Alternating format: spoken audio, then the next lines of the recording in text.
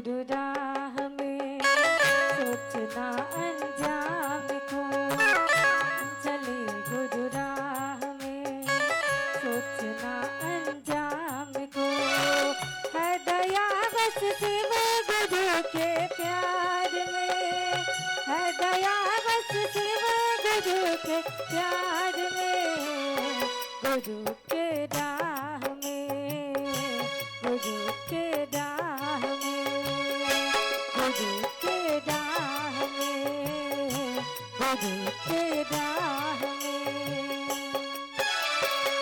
हम चले गुरु राह में सोचना अंजाम को। हम चले गुरु राह में सोचना अंजाम को। है दया बस शिव गुरु के प्यार में। है दया बस शिव गुरु के प्यार में।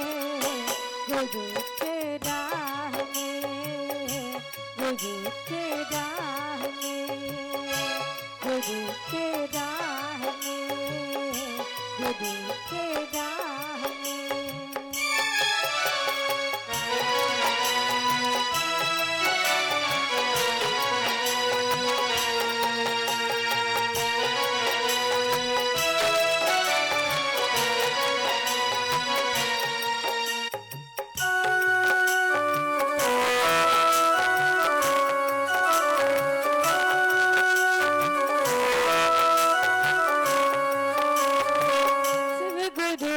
है हमारे फक्र से कहती हूँ मैं। वो जहाँ की ये खुशी कम है गुरु के सामने।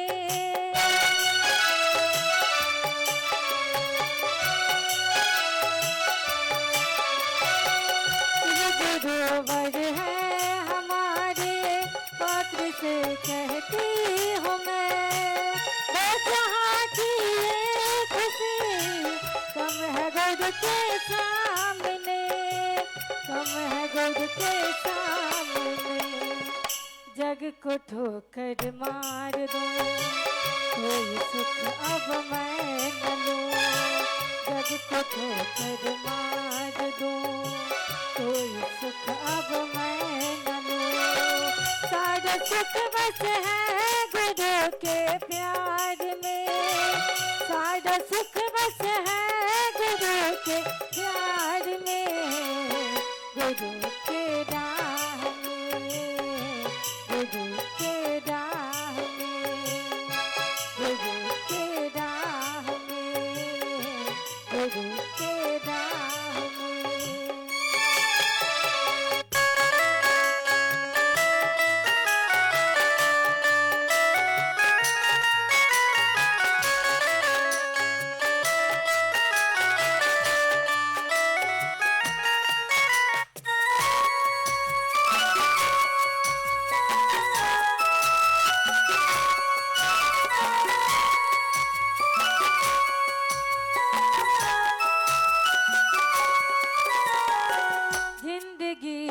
हो परेशान कोशिश नाकाम है। जान शीशे में उतारे शिव गुरु का काम है।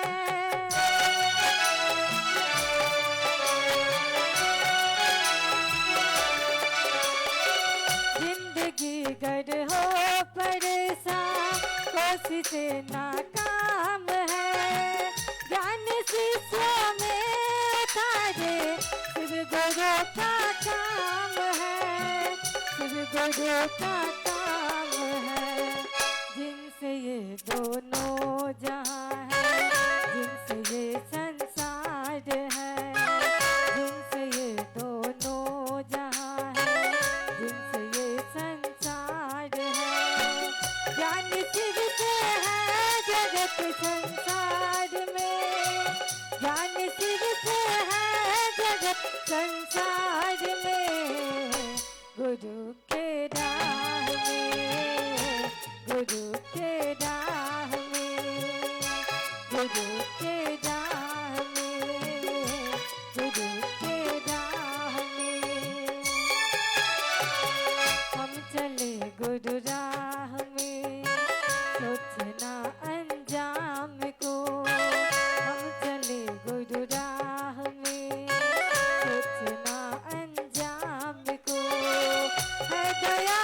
बस शिव गुरु के प्यार में, है दया बस शिव गुरु के प्यार में। गुरु के राह में, गुरु के राह में, गुरु के राह में, गुरु के राह में, गुरु के राह में, गुरु के राह में, गुरु के राह में, गुरु के राह में। आइए, हम लोगों ने सुना बहन मनीषा जी से बड़ा ही सुंदर प्यारा सा भजन। अब मैं निवेदन करूंगा, आप जहाँ हैं बैठे रहेंगे। महादेव जो हमारे गुरु हैं और इस गुरु सत्ता को इस धरती पर लाने वाले, इस कालखंड के प्रथम शिष्य जिन्होंने 10-12 हजार वर्षों के इतिहास में ऐसी घटना नहीं घटित हुई, साहब श्री हरिंद्रानंद जी और दीदी नीलम आनंद जी। मैं आपको याद दिलाऊं, हमारे बीच अभी शरीर में वे मौजूद है नहीं। हमारे साहब श्री पिछले साल गत साल 4 सितंबर को शिवलिंग हुए रांची में, और दीदी हमारी 17 जून 2005 को शिवलिंग हुई है। हम अनु भैया बरखा दीदी से प्रार्थना करेंगे, महादेव साहब और दीदी पर माल्यार्पण करने का कष्ट करेंगे। साथ में गौरी अर्चिता, रत्नम बाबू और सारी टीम हमारे साथ हैं। अनु भैया, बरखा दीदी, महादेव और साहब दीदी को माल्यार्पण करते हुए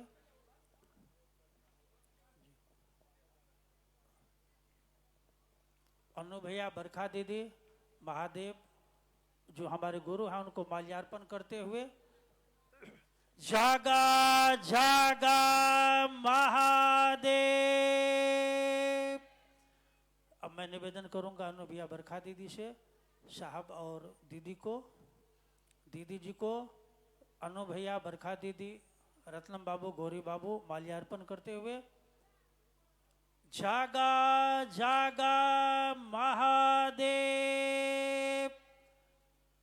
साहब श्री हरिंद्रानंद जी जिन्होंने इस विशिष्टता को धरती पर उतारा, अनु भैया, बरखा दीदी साहब श्री को माल्यार्पण करते हुए जागा जागा महादेव।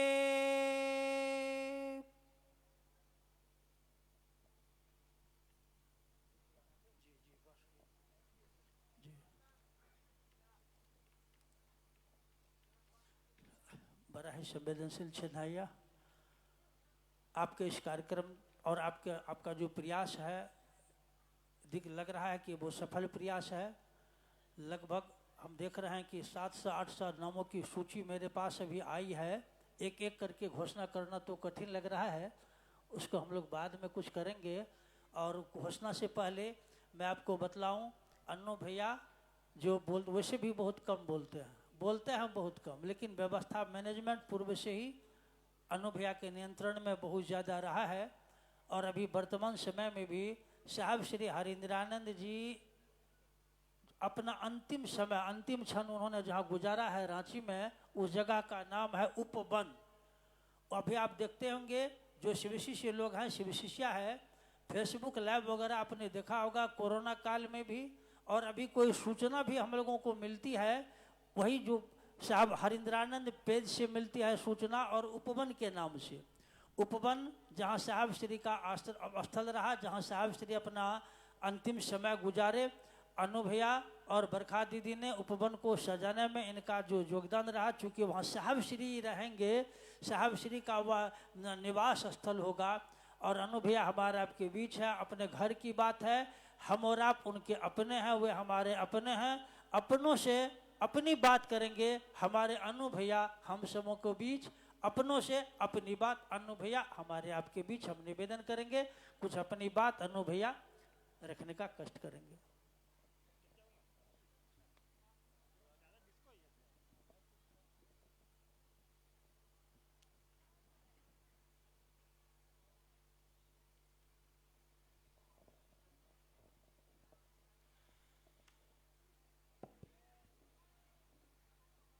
सबसे पहले अपने गुरु महादेव साहब दीदी और यहाँ तमाम उपस्थित गुरु भाई गुरु बहनों को मेरा प्रणाम है। सिक्किम एक ऐसा राज्य, इस देश के खूबसूरत राज्यों में से एक, और सिक्किम में रंगपो का ये श्री राम घाट, और यहाँ उपस्थित आप लोग शिव की, अपने गुरु की, महादेव की बात करने और सुनने आए हैं। शिव की व्याप्ति, शिव कितने प्रासंगिक हैं इस दुनिया में, हमारे आपके बीच, ये आपकी उपस्थिति बता रही है।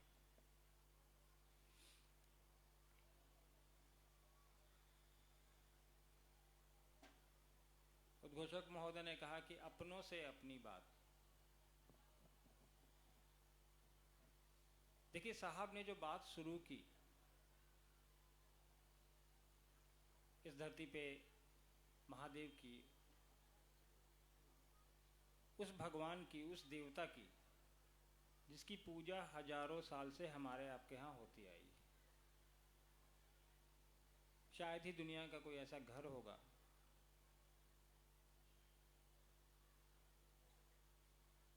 जो अगर हिंदू धर्म को मानता है या भगवान को मानता है तो उसके घर में महादेव की पूजा नहीं होती।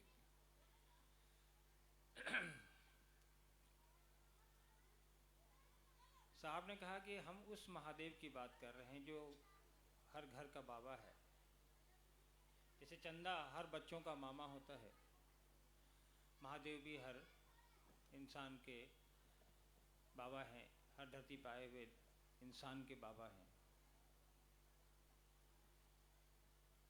आज से पहले भी शिव के शिष्य कितने हुए? अभी थोड़ी देर पहले गुरु भाई कह रहे थे ना कि 112 लोगों की चर्चा किताबों में है जिन्होंने शिव को अपना गुरु बनाया।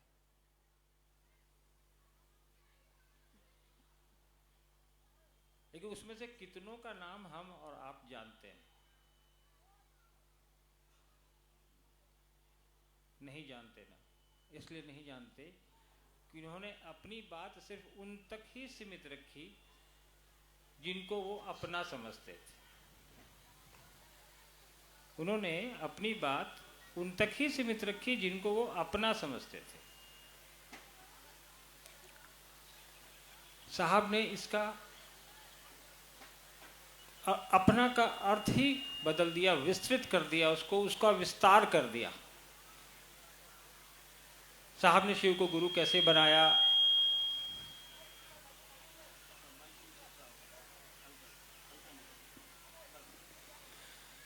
साहब ने शिव को कैसे गुरु बनाया, उसकी क्या यात्रा रही साहब की, ये आप लोगों को पता ही है। इस पे जाने की आवश्यकता नहीं है, गुरु भाइयों ने बताया, आप लोगों ने पूर्व में भी सुना होगा।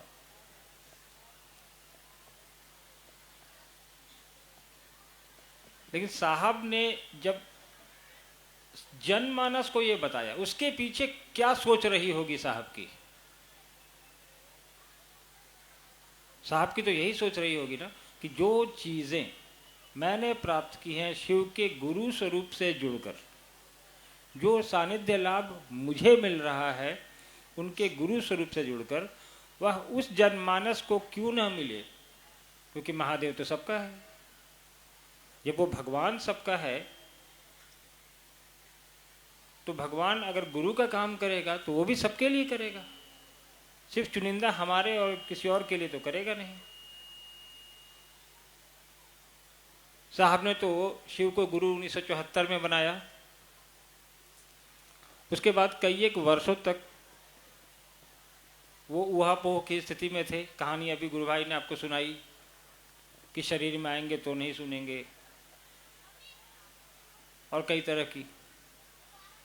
कई एक वर्ष तक साहब एक कमरे के अंदर, साहब और दीदी आपस में ही बात करते थे। उन्होंने कभी किसी को नहीं कहा कि भाई शिव को हमने गुरु बनाया, तुम भी बना लो। लेकिन जब साहब को यह अनुभूत हुआ, साहब को यह आदेश मिला, उनको यह निर्देश मिला कि तुम जो करते हो वो कहते नहीं हो, तब साहब ने कमरे से बाहर इसको कहना शुरू किया लोगों को बताना शुरू किया। और आज देखिए, साहब के लिए पूरी सृष्टि, पूरी कायनात, पूरा संसार सब अपना है। इसीलिए उन्होंने अपनों से अपनी बात की, कहा कि मैं ये कर रहा हूँ, तुम भी कर सकते हो। करने के लिए कोई उन्होंने दीक्षा का तरीका नहीं अपनाया, कोई उन्होंने कहा कि पैसे नहीं लगने हैं, उन्होंने कोई भी बंधन नहीं रखा। तो क्या उन्होंने कभी ये नहीं कहा कि आप क्या खाते हैं, क्या नहीं खाते हैं, आप कैसे हैं, पैसे वाले हैं या नहीं हैं, आप किस धर्म से आते हैं, किस जाति से आते हैं, कोई बंधन नहीं रखा सर। उन्होंने कहा कि हर वो इंसान जो धरती पर आया है वो इस बात की पात्रता रखता है कि महेश्वर शिव को भगवान के रूप में पूजता है, तो वो उनको अपना गुरु भी बना सकता है। ज़रूरत है सिर्फ शिष्य भाव देने की, प्रेषित करने की। उसका तरीका भी साहब ने बता दिया। अपनी जो उनकी प्रक्रिया रही पिछले 30 सालों में, श्मशान गए, स्कूल के समय से कई एक तांत्रिक अघोरियों के सानिध्य में रहे, सांसारिक गुरुओं के सानिध्य में रहे, लेकिन उसका निचोड़ जो साहब ने निकाल के हमको और आपको दिया वो 3 सूत्र के रूप में दिया। उन्होंने कहा कि तुमको और हमको कुछ ज़्यादा करने की आवश्यकता ही नहीं है। कहा कि ये 3 काम कर लो, और ये तीनों काम कौन करेगा? जो भाव से, मन से इस जुड़ाव में शामिल होना चाहेगा। किसी के मन में ये भाव आएगा कि नहीं मुझे शिव को अपना गुरु बनाना है, तो उस भाव के तहत इसको ये 3 काम करने हैं। और इस 3 काम को करने के लिए कोई बंदिश नहीं, कोई वर्जना नहीं, कोई पैसे नहीं।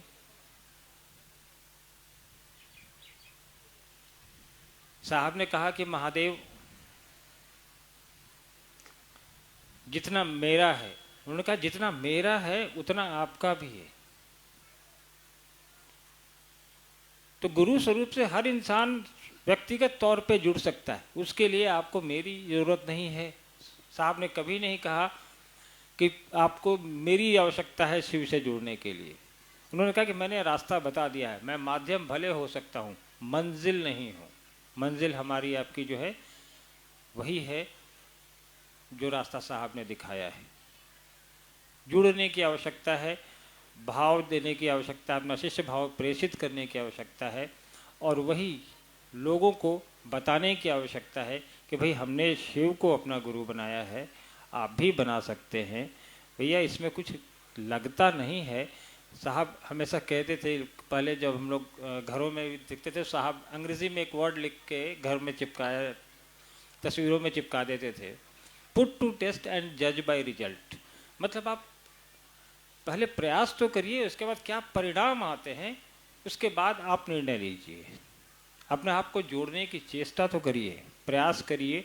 साहब ने जो 3 सूत्र दिया है उसको करने का, उसके माध्यम से अपने गुरु से जुड़ने का, उसके बाद उसके क्या परिणाम आते हैं उसका आकलन करिए। परिणाम तो आते हैं, नहीं आ रहे होते तो आज इस देश में, इस देश से बाहर भी करोड़ों लोग नहीं जुड़े होते। आप अपना घर छोड़ के, अपना पैसा लगा करके, अपना समय निकाल के यहाँ नहीं आए होते। परिणाम तो हासिल होता ही है, और नहीं कैसे होगा? उस महादेव की बात हो रही है जिस महादेव से हम लोग अपने सांसारिक सुखों की मांग करते हैं, मंदिरों में जाते हैं, शिवालयों में जाते हैं। अभी कल मैं गया था, यहाँ एक निमिच जगह है, वहाँ देखा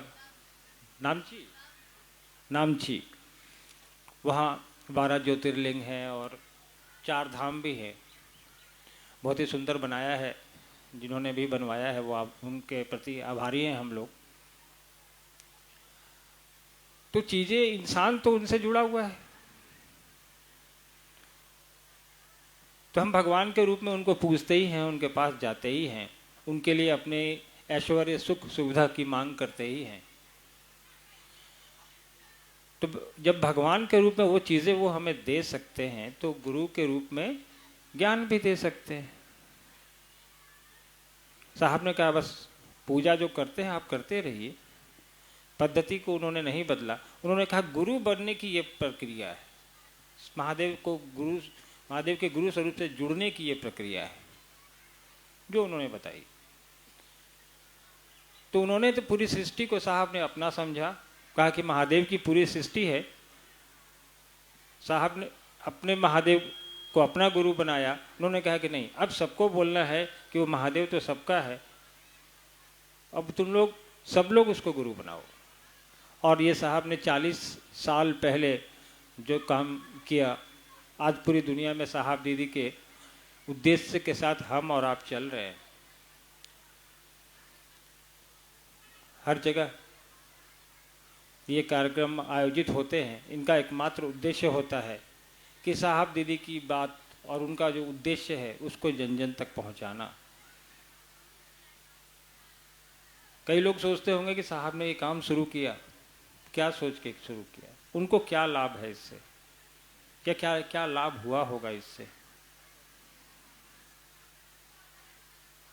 साहब स्वयं एक सक्षम अधिकारी थे, बड़े अधिकारी थे, प्रशासनिक अधिकारी थे। दीदी खुद एक बड़े घर की पुत्री,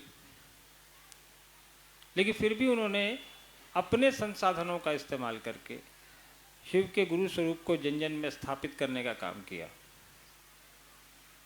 इसके पीछे एक ही भावना रही है, जन कल्याण, कि जब मेरा कल्याण हो रहा है तो उसी गुरु से और लोगों का भी कल्याण क्यों नहीं हो।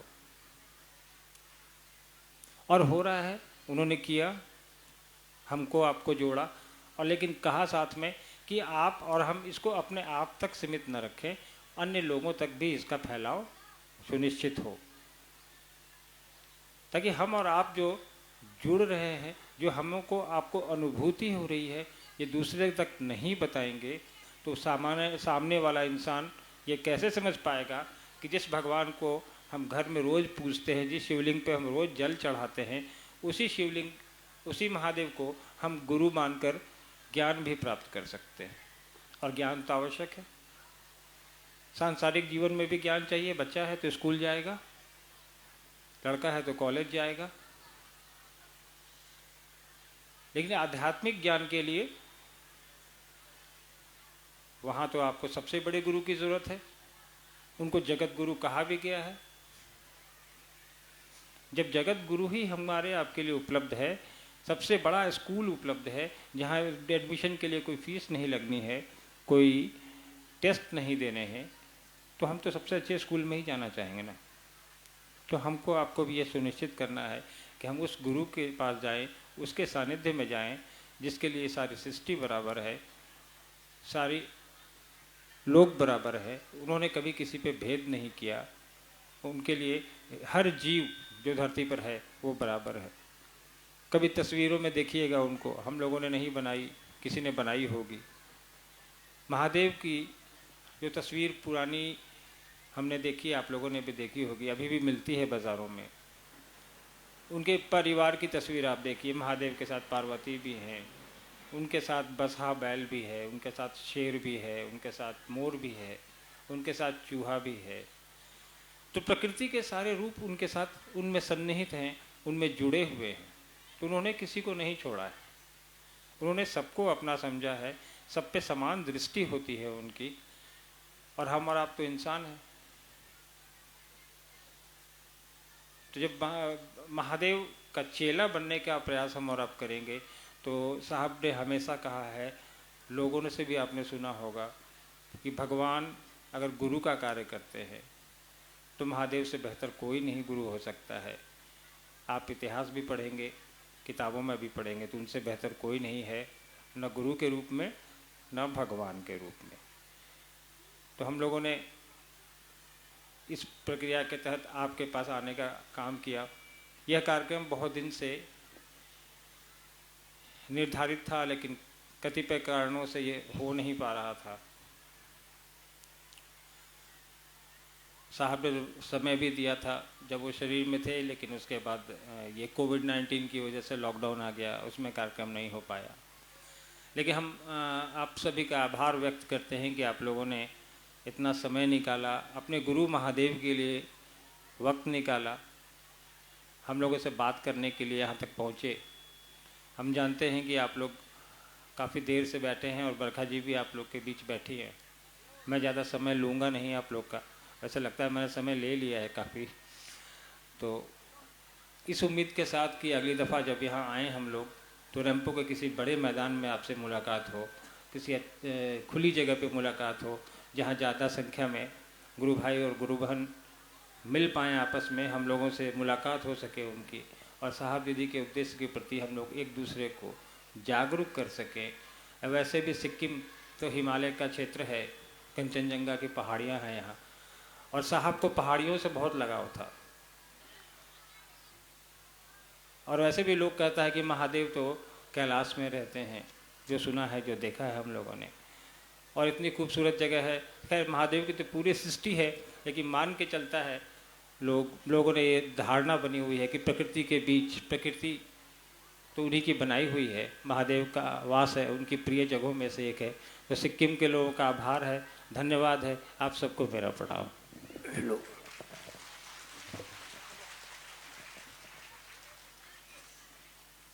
ये जो है आप लोग का ये कंफर्ट नहीं है। हेलो, अभी हम लोगों ने सुना अन्नू भैया से, और मैं जानता हूँ जो गुरुबान बैठी हुई है, कानों कान सबको ये खबर मिल चुका है। हम लोग तो अनाउंस नहीं किया है, सबको खबर था कि अन्नू भैया आएंगे, फिर उसके बाद बरखा दीदी आएगी, उनसे कुछ बात हम लोग सुनेंगे, साहब का संवाद। तो हमने देखा बहुत गुरुबान चले गई है पानी वगैरह पीने के लिए। पानी पी कर के आप आइए, जब तक आप आती है पानी पीकर, तब तक 1-1.5 भजन हम लोग ले लेते हैं, छोटा छोटा। एक छोटा सा भजन हम निवेदन करेंगे। बहन सीता श्रेष्ठा जो नेपाल से है, बहन सीता श्रेष्ठा जी जो नेपाल से हैं, एक छोटा सा भजन हम लोग उनसे लेने का कष्ट करेंगे। जब तक बहन सीता श्रेष्ठा आती है, बहुत सारे लोग हैं जिन्होंने शिव की ओर चलने का संकल्प लिया है, उनके नामों की हम लोग घोषणा करते हैं। भाई परमेश्वर प्रसाद रेंगपो से, भाई लीलामन खवास, भाई छोटेलाल प्रसाद, भाई आनंद जायसवाल, बहन रीता तमंग, भाई वैशाली, बहन वैशाली तमंग, बहन रिंचन पांडे, भाई दीपक ठाकुर, भाई पुष्पा कवास, बहन पुष्पा कवास, बहन संगीता कवास। इन सारे भाई बहनों ने भगवान शिव को अपना गुरु माना है। इस बात की सूचना शिव के समग्र अंतरिक्ष साम्राज्य में संप्रेषित की जाती है। सूचना दर्ज हो, जागा जागा महादेव। आइए एक सुंदर प्यारा सा भजन हम सुनते हैं बहन सीता श्रेष्ठा जी से, जो नेपाल से।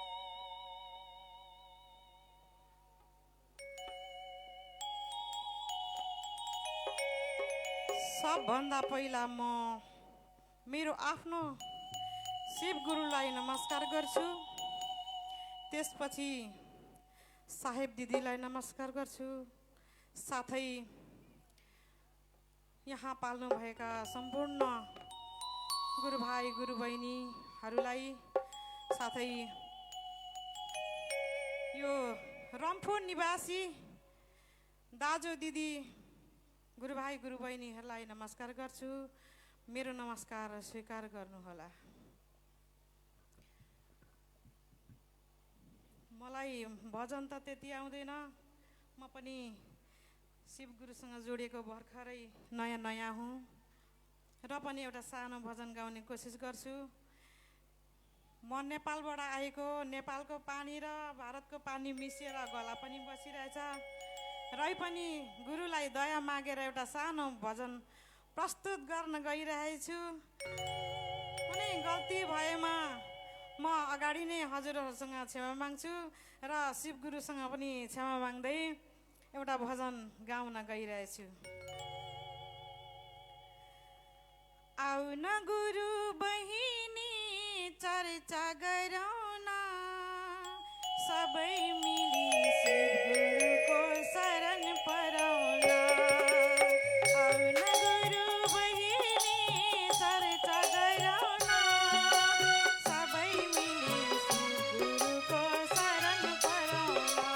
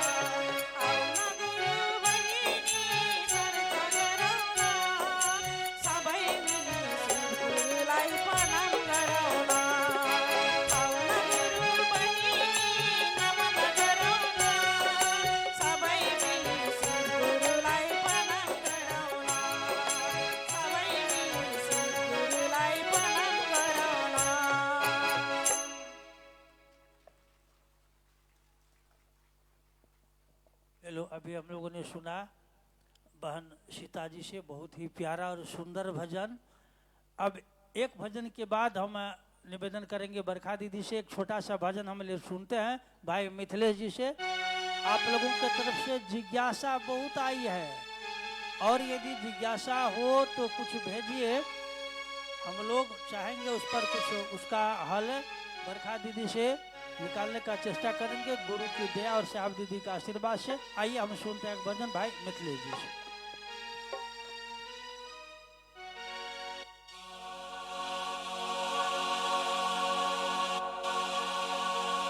साहेब हरिंदर का पैगाम है शिव शेष बने, अपने जीवन को गुरु प्रेम में अर्पण कर दे कि हम शेष बने।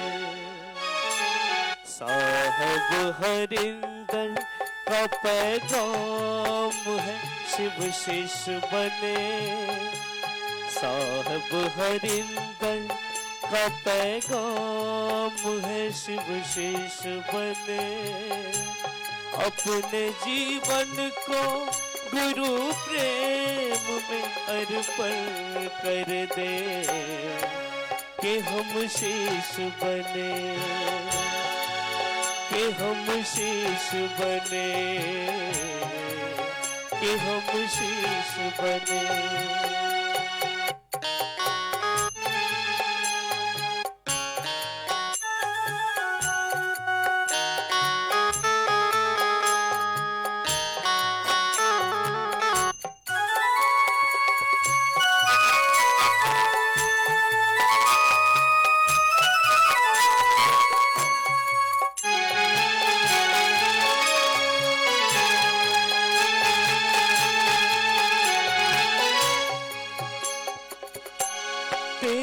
शिष्य बन ही गया हूँ तो संभालो गुरुवर, तेरा शिष्य बन ही गया हूँ तो संभालो गुरुवर, अब शरण तेरे चला आया बचा लो गुरुवर, कर दया मुझ पर दयानाथ तेरा शेष बने, कर दया मुझ पर दयानाथ तेरा शेष बने, अपने जीवन को गुरु प्रेम में अर्पण कर दे कि हम शेष बने।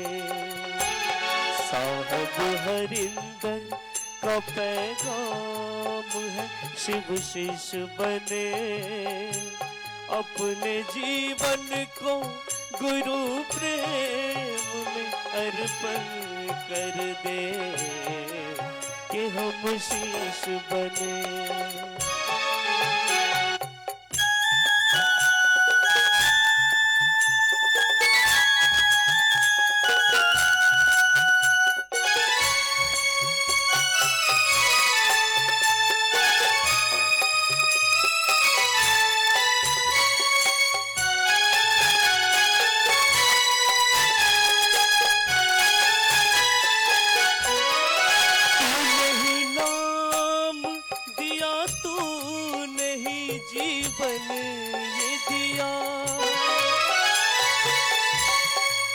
नहीं नाम दिया तूने ही जीवन ये दिया, हर्ष से हर्ष पे लाया है तूने ही गुरुवर, कर दया मुझ पर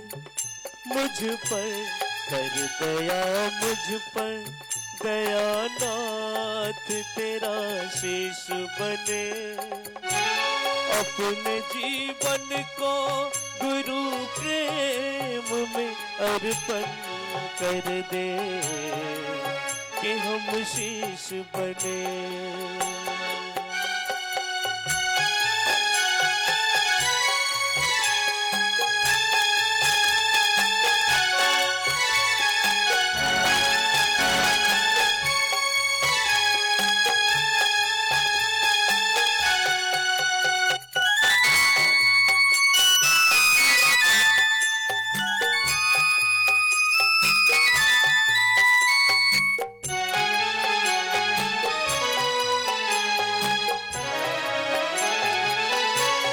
मेरी हर सांस नमन हो तुझे मेरे गुरुवर। मेरी हर सांस नमन हो तुझे मेरे गुरुवर। मेरी धड़कन में समा जाओ मेरे शिव गुरुवर। कर नमन मेरा ये स्वीकार तेरा शीश बने।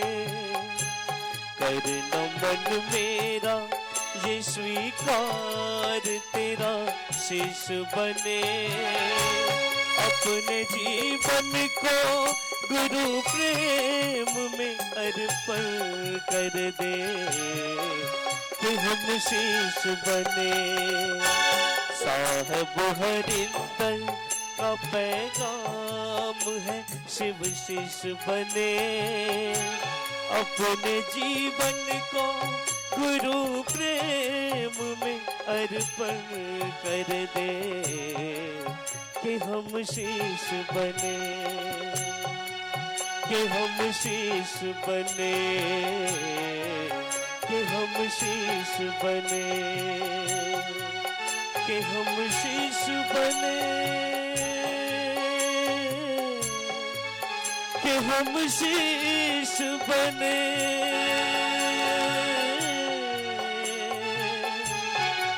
कि हम शीश बने।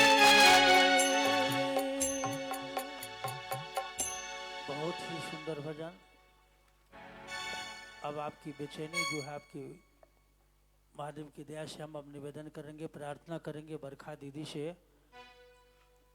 विषय क्या मैं दूं?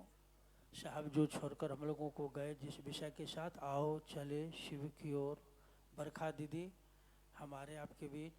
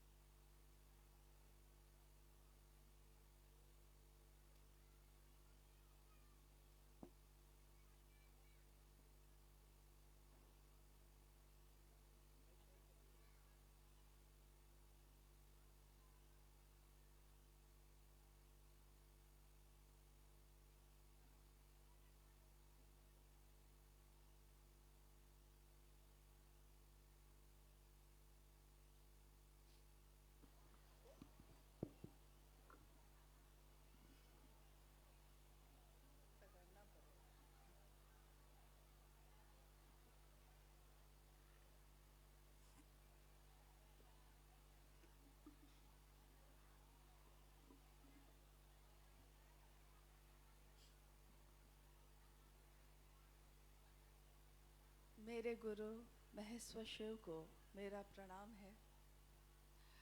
इस कालखंड के प्रथम शिव के शिष्य और हम सबों के परम आदरणीय साहब श्री हरिनानंद जी के चरणों में मेरा प्रणाम है। शक्ति स्वरूपा दीदी नीलमानंद जी के चरणों में मेरा प्रणाम है। और सिक्किम के इस रैंपो में उपस्थित आप सभी गुरु भाई गुरु बहन के चरणों में मेरा प्रणाम है।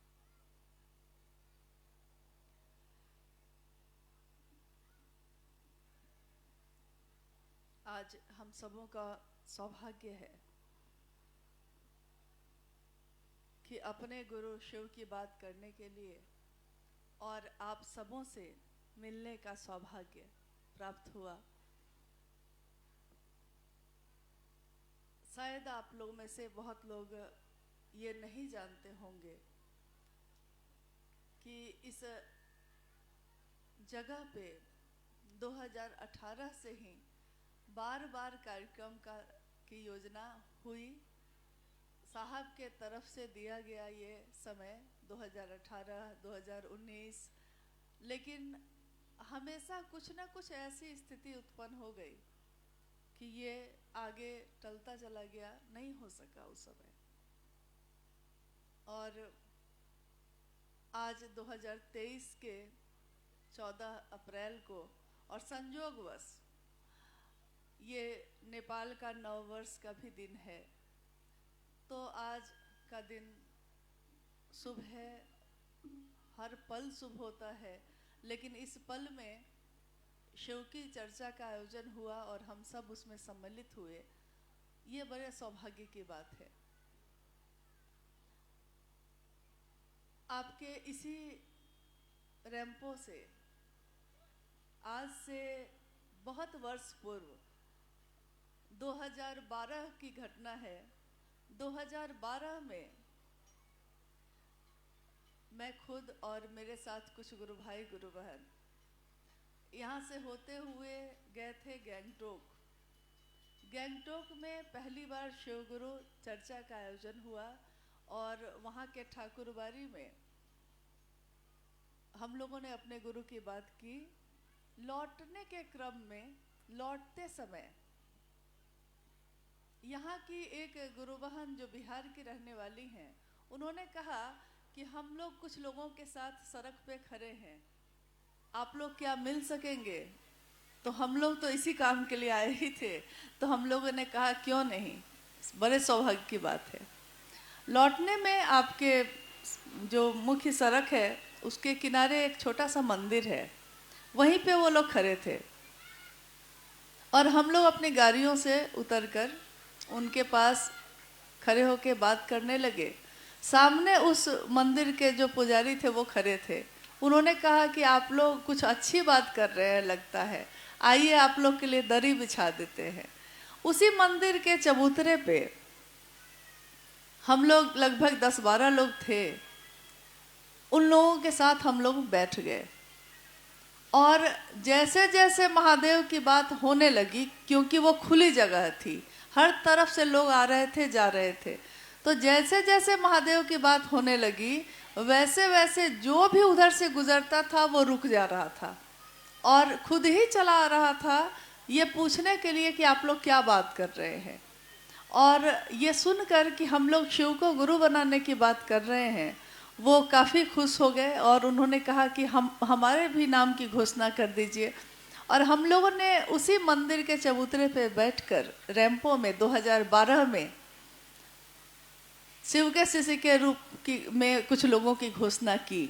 यानी इस जगह पे कार्यकर्ता के रूप में मैंने आपसे पहले काम किया है लेकिन कहीं भी आकर्षण आपके गुरु शिव में होता है। आप जैसे ही शिव की बात करना शुरू करते हैं, लोग खुद ही एक चुंबक में जैसे लोहे के टुकड़े खींचे चले आते हैं, वैसे लोग खींचे चले आते हैं, क्योंकि बात न आपकी हो रही है न मेरी हो रही है, बात किसकी हो रही है? महादेव की। और उस महादेव में ही सब कुछ है, सारी बात है। इन पहाड़ों में, इन जंगल और नदी के प्रदेश में शिव की बात हो जाए, शिव की गूंज उठे, ये हमारे वरेण्य गुरु भ्राता साहब श्री हरिनानंद जी ने चाहा। और जो भी चीज़ उन्होंने चाही है वो हुई जरूर है, चाहे कुछ दिन के बाद हो, लेकिन होती जरूर है। अभी थोड़ी देर से, जब से ये कार्यक्रम चल रहा है, बारी बारी से सभी लोग आए और उन्होंने कहा कि शिव को गुरु बनाने का उद्घोष साहब ने किया और हम सबों से आग्रह किया कि हम सब भी उस राह पे चले, उस रास्ते पे चले और महादेव को अपना गुरु बनाएं, खुद भी शिव के शिष्य बने, दूसरों को भी प्रेरित करें। लेकिन आपने ये समझा होगा कि किसी भी काम के बारे में अगर हम लोग शुरुआती मजबूती हमारे अंदर नहीं होगी तो होता ये है कि उसके बाद जो भी काम हम करते हैं वो काम भी हल्के हो जाते हैं। इसीलिए सबसे पहले हम लोग को थोड़ा सा इस पे बात करनी होगी फिर से, क्योंकि जब बच्चा बड़ा हो जाता है और वो पीछे का पाठ भूल जाता है तो शिक्षक बोलते हैं कि पहला क्लास में क्या सूत्र पढ़े थे, दूसरा में क्या पढ़े थे, उसको याद करो तो। और जैसे ही वो फिर से याद करता है तो वो उसको सब कुछ याद आ जाता है और वो सारे सूत्र बना लेता है। हमारे आपके बीच आज कुछ पुराने गुरु भाई गुरु बहन भी हैं और कुछ बिल्कुल ही नए हैं। तो हम लोग जो शिव की बात करने यहाँ बैठे हैं, आपको ज्ञात होगा और आप जानते भी होंगे कि यहाँ कोई भी गुरु नहीं है, कोई प्रवचन करने नहीं आया है और कोई उपदेश भी देने नहीं आया है। हम सबके गुरु शिव हैं, हम भी शिव के शिष्य हैं, आप भी शिव के शिष्य हैं, लेकिन हम सब एक दूसरे से अपने गुरु की बात करने आए हैं। किस लिए बात करने आए हैं? क्योंकि शिव गुरु हैं, ये तो आप जानते ही हैं। तो आगे क्या बात करनी है? बात ये करनी है कि क्या हमने समझा है कि हमने क्या करने का संकल्प लिया है, क्या करना है हमको। कोई भी काम, कोई भी चीज एक बार जब किसी के विचारों में होती है, विचार में पैदा होती है, तो कहा जाता है कि वो हवा में ही होती है। जैसे हम मकान बनाने का विचार करते हैं, घर बनाने का एक विचार करते हैं, घर बना नहीं है, विचारों में है, यानी हवा में है, अभी मूर्त नहीं हुआ है। लेकिन जब विचार आते हैं हमारे मन में तो उस विचार को पूर्ण करने के लिए, पूरा करने के लिए हम क्या करते हैं? उसका ज्ञान लेते हैं। उसके बाद हम क्या करते हैं? ज्ञान मिल गया तो हम फिर कर्म करते हैं, यानी काम करते हैं। उस घर को बनाने के लिए ज्ञान लेते हैं और फिर उस घर को बनाने के लिए कर्म करते हैं, और तब मूर्त रूप में आता है वो घर जिसको कभी हम लोगों ने सिर्फ सोचा था, हुआ नहीं था ये। तो ऐसे अनेक काम होते हैं।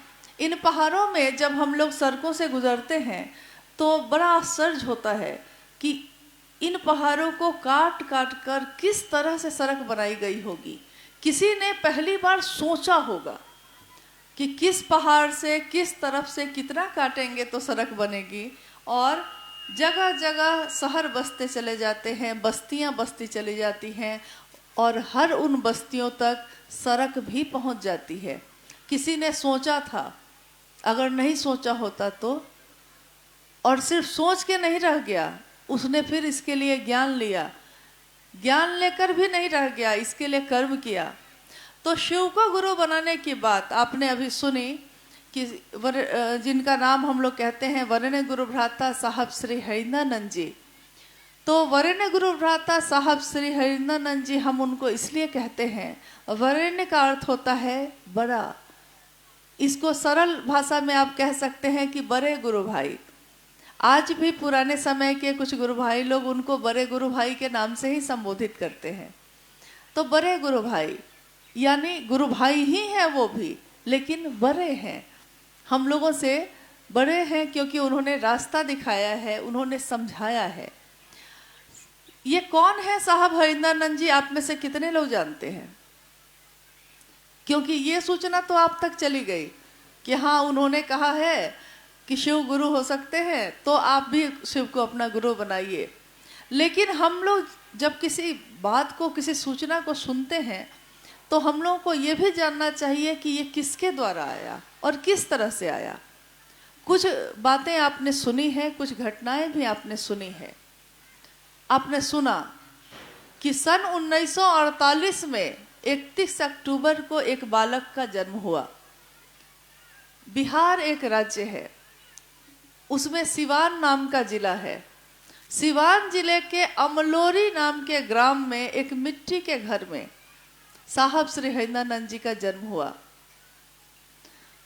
सुबह उनका जन्म हुआ और शाम में तिथि खंडित हो गई और शाम में ही दीपावली हो गई। यानी जिस दिन उनका जन्म हुआ, शाम में, रात्रि में पूरी दुनिया में दिए जले, दीप जला। ये दिया क्या सिर्फ दीपावली का था, या ये दिया उस रोशनी का था जो इस धरती पे उतर कर आई थी। तो दुनिया में ये दिन दीपावली के दिन के नाम से जाना गया कि दिए जले उस दिन। और धीरे धीरे बालक हरिंद्रानंद जी थोड़े बड़े होते गए। उनके पिता डॉक्टर विश्वनाथ सिंह, उन्होंने बाद में शिक्षा अपनी पूरी की और बहुत विद्वान आदमी हैं वो, मतलब अब तो शरीर में नहीं है, विद्वान आदमी रहे। उर्दू, हिंदी और अंग्रेजी इन तीनों भाषा के समान रूप से विद्वान और अपने समय के टॉपर। एक समय ऐसा भी आया कि उनके पिता हरिंद्रानंद साहब के पिता doctor Vishwanath Singh education director के रूप में बिहार के राज्य में उनकी पोस्टिंग हुई और उनको विभिन्न जिलों में जाने का मौका मिला। स्वाभाविक है कि बालक हरिंद्रानंद जी जो उनके पहले पुत्र थे, 4 पुत्र पुत्री उनके थे, 2 पुत्र 2 पुत्री, जिसमें सबसे बड़े साहब खुद थे। तो जब विभिन्न जगहों पे उनको अपने पिता के साथ जाने का सौभाग्य मिला, उनके पिता जो एक तरफ तो शिक्षा विभाग के निदेशक थे, तो घर में शिक्षा का माहौल था। आप देखते होंगे कि कोई अगर शिक्षक है, शिक्षक भी है, तो उसके घर में दिन रात पढ़ाई की बात होती रहेगी, होता है ना। डॉक्टर है तो डॉक्टरी की बात होती रहेगी। तो जो शिक्षा विभाग का इतना बड़ा पदाधिकारी था, जिसके घर में दिन रात शिक्षक आते जाते रहे, तो स्वाभाविक है उस घर का माहौल भी शिक्षा का होगा। शिक्षा का माहौल रहा पूर्णतः। और जब वो 12 वर्ष के थे, एक छोटी सी घटना हुई। आज दुनिया में जिन भी महामानव की अनेक रूपों में, अलग अलग रूपों में लोग पूजा करते हैं, कोई कहता है भगवान बुद्ध धरती पे आए, कोई कहता है भगवान महावीर आए, कोई मतलब बहुत सारे ऐसे महामानव आए जिसको धरती के लोगों ने भगवान का दर्जा दिया। लेकिन जब वो आए इस धरती पे शरीर में, तो उनके जीवन में कोई ऐसी घटना होती है जो उनके जीवन को जीने की दशा और दिशा दोनों को बदल देती है। तो साहब के जीवन में उस समय एक छोटी सी घटना आई। बहुत सारे तांत्रिक, अघोरी और तपस्वी साहब के पिताजी के पास मिलने आते जाते रहे। 12 वर्ष की आयु में एक दिन ऐसा हुआ कि साहब अपने पिता के पास ही खड़े थे और वो शिक्षक जो जिनके बारे में लोग कहते थे कि तांत्रिक भी हैं, वो आए और बैठ के उनके पिताजी से बात करने लगे। थोड़ी देर में उन्होंने देखा कि लकड़ी के एक छोटे से टुकड़े को उन्होंने जमीन पे जोर से पटका और वो टुकड़ा सांप में बदल गया। ये देखकर एक बालक हरिंद्रानंद जी चीख पड़े, मतलब वो घबरा गए। कोई भी बच्चा ऐसा देखेगा तो वो घबरा जाएगा कि ये क्या हो गया। तो जो वो आए थे उन्होंने तुरंत कहा कि बउआ का भइल, कुछ ना, सब ठीक बा, सब ठीक बा। तो वो शांत तो हो गए, लेकिन उनके जीवन में ये एक बात पैदा हो गई। क्या? कि ये जो हुआ ये क्या था। उनको बताया गया कि ये है चमत्कार। साहब ने कहा कि ये चमत्कार क्या होता है। मतलब कोई ऐसा काम जो दुनिया के लोगों के लिए सामान्य नहीं है, जिसको देखकर लोग चौंक जाते हैं। और एक बार बातचीत में साहब ने हम लोगों से कहा कि ये वो समय था जब मेरे मन में ये पैदा हो गया कि मैं भी बाबा बनूंगा। साहब ने कहा कि मैं एक छोटा सा बच्चा था और मैंने जब ये देखा तो मैंने सोचा कि मैं भी चमत्कार सीखूंगा, मैं भी बाबा बनूंगा, और जब कोई आएगा मेरे पास अपनी परेशानी लेकर तो मैं कहूँगा जाओ तेरा कल्याण हो बाबा, तो और अपने चिमटा को जोर से पटकूंगा। मैं ऐसा सोचता था उस समय। और उनके मन में एक तलाश पैदा हो गई। तलाश, क्या होता है ये जीवन, क्यों फूल खिलते हैं और मुरझा जाते हैं, क्यों कोई पैदा होता है मर जाता है, क्यों कोई अपने आते हैं चले जाते हैं? इस जीवन में सब कुछ बदलता क्यों रहता है? कुछ भी शाश्वत क्यों नहीं है? कुछ भी परमानेंट क्यों नहीं है? अस्थाई क्यों नहीं है? और धीरे धीरे इसी तलाश में वो अनेक गुरुओं के पास भटकते रहे। आगे के जीवन में एक तरफ उनके घर में शिक्षा का माहौल था और दूसरी तरफ साहब हरिंदरानंद जी शमशान साधना और कब्रिस्तान साधना, योग साधना, कुंडलनी साधना, अनेक मंत्रों का जप, इन सारी क्रियाओं को जानने के लिए लोगों के पास भटकते रहे, लेकिन उनके मन की प्यास नहीं बुझी। क्योंकि आपके मन की प्यास तब तक नहीं बुझेगी जब तक वो चीज आपको नहीं मिल जाए जिसकी तलाश आपका मन कर रहा है। आप चाहे लाख लोगों से मिलते रहिए, लेकिन अगर आपका मन किसी से मिलकर तृप्त नहीं होता तो आपकी तलाश बंद नहीं होती। और इस तरह से धीरे धीरे धीरे धीरे समय भी गुजरता रहा, साथ में उनकी पढ़ाई भी होती रही। और एक दिन ऐसा भी आया कि जब उन्होंने लॉ कॉलेज पटना में एडमिशन लिया, कानून के विद्यार्थी बने वो, और उसके साथ साथ बिहार का ही एक जिला है आरा, उसके गांगी नाम का शमशान स्थल है, उसमें वो दिन में कॉलेज जाके अपनी कक्षा जो है क्लास है वो लेते थे और शाम की ट्रेन पकड़ के आरा चले जाते थे। रात में शमशान साधना करके फिर से वो लौटते, लेकिन उनके मन में व्याकुलता अब ज़्यादा बढ़ गई।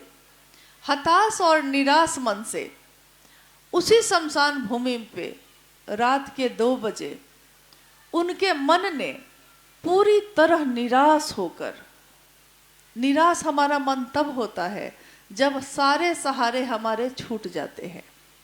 जब तक आपका मन समझता है कि मैं खुद कर लूँगा, आप किसी न किसी का सहारा लेकर चलते हैं, लेकिन जब एक दिन आपके सारे सहारे छूट जाते हैं तब आप पूरी तरह थक कर तब आप ईश्वर की शरण में जाते हैं। नहीं तो ईश्वर की शरण में जाना इतना आसान नहीं होता है, बहुत कठिन है, मन नहीं जा पाता। लाख हम मंदिरों में जाएं, लाख हम पूजा करें, लेकिन मन झुक जाए ये आसान नहीं होता। तो उस रात्रि में साहब हरिंदरानंद जी के मन में एक विचार कौन था। 1974 का नवंबर का महीना था वो, और ये विचार ये था कि मेरे पिता कहते हैं कि ईश्वर शिव को कहा जाता है, और श्लोक जो उनके घर में बार बार सुनाया जाता था, पढ़ा जाता था, वो श्लोक ये था जो उन्होंने स्कूल में भी पढ़ा था। गुरुर ब्रह्मा गुरुर विष्णु गुरुर देवो महेश्वर गुरु साक्षात पर ब्रह्म तस्मै श्री गुरुवे नमः। इसको बहुत लोग इसका अर्थ दूसरी तरह से भी समझ जाते हैं। उसका बहुत सारे लोग समझते हैं कि गुरु ब्रह्मा भी हैं, गुरु विष्णु भी हैं। तो इस श्लोक का अर्थ ये नहीं है। इस श्लोक का अर्थ ये है कि गुरु जो होते हैं उनमें ब्रह्मानी शक्ति होती है, गुरु जो होते हैं उनमें वैष्णवी शक्ति होती है, और गुरु में महेश्वर की शक्ति होती है। यहाँ तक कि गुरु साक्षात ब्रह्म का ही रूप होते हैं, यानी ईश्वर का रूप होते हैं।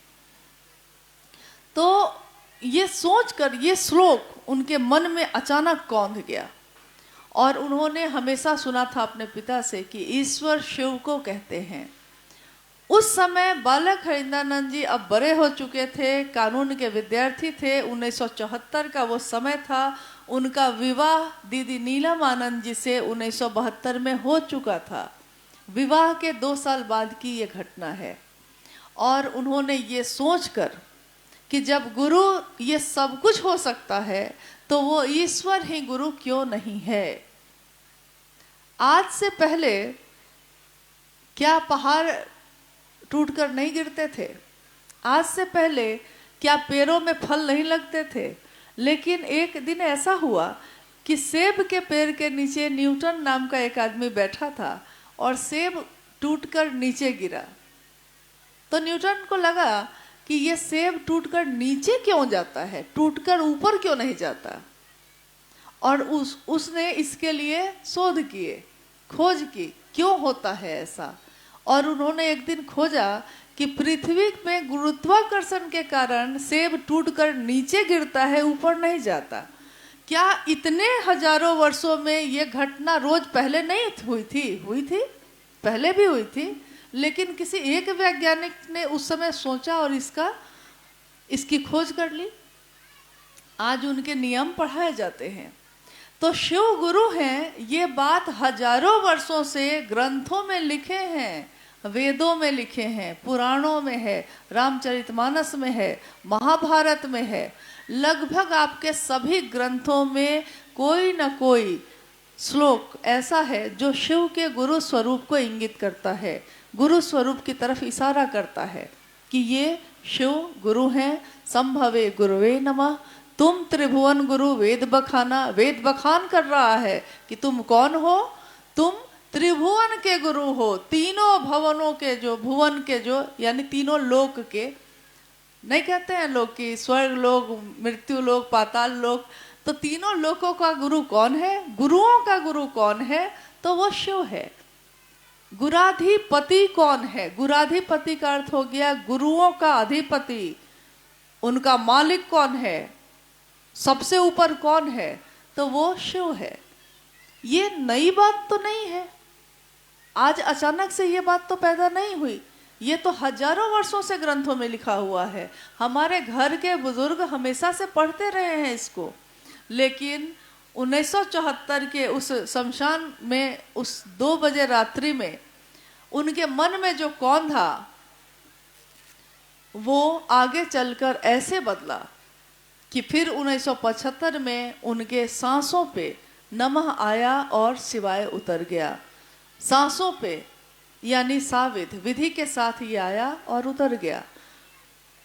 बाद में बहुत सारी घटनाएं हुई, मतलब इतना समय नहीं है कि आपको सारी घटनाओं को हम लोग आज बता सकें, लेकिन कुछ किताबों में ये बातें, कुछ मुख्य घटनाएं लिखी हुई हैं, आप पढ़ सकते हैं उसको। और बहुत सारी चर्चाएं साहब की है उपलब्ध, आप उसको सुन सकते हैं।